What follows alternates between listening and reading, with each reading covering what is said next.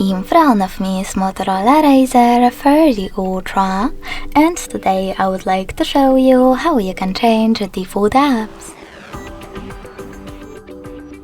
You need to begin by installing your new defaults. I will go with Opera Mini Browser.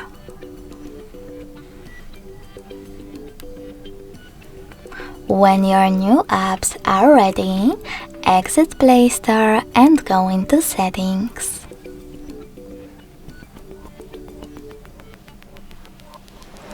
In Settings, scroll down to access Apps section.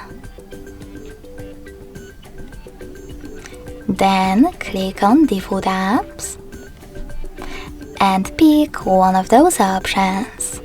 I want to change my browser app, so I have to click over here. Click on Opera Mini in order to apply it. And tap on the back button. So when I do that, as you can see, my default app has changed. Thanks so much for watching. If you enjoyed this video, don't forget to leave a like, comment and subscribe. Bye!